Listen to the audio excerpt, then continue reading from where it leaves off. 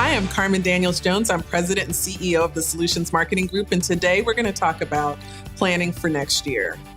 The reason that many companies indicate why they aren't targeting consumers with disabilities is because of limited budgets. Can you imagine what would have happened if Dove soap didn't target real women with a range of body shapes? Old Navy didn't target tweens, and Chipotle didn't target millennials? These brands would have missed a loyal following of customers, and sales would have remained stagnant, and stock prices would be flat. Why hasn't the same attention been placed on the disability market? Why aren't more companies targeting them as guests, customers, and employees?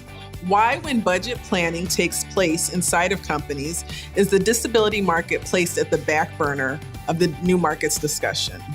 There seems to be an avoidance or lack of understanding.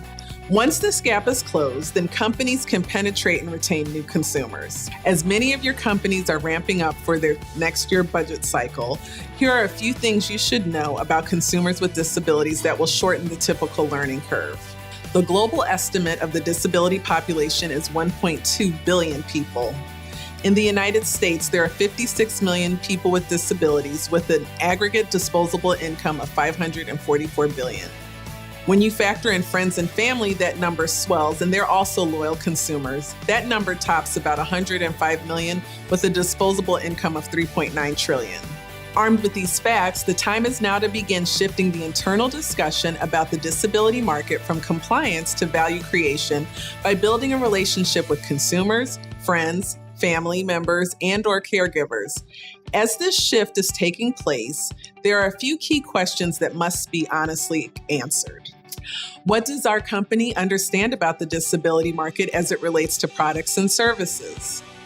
Who is our ideal customer who is connected to disability, and what's important to them? Where are they? How can we most effectively reach them? And what do they want to hear from our company? What is the most important key driver in their purchase decisions? What do we need to know that we do not currently know about this market? And what are initial steps we can take to reach the market?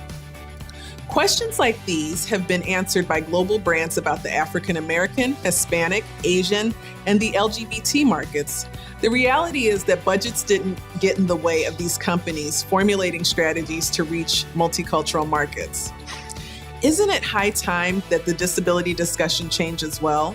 If you'd like to learn more about how to understand the disability market, contact my team for a free 15-minute discovery call to gain further insights.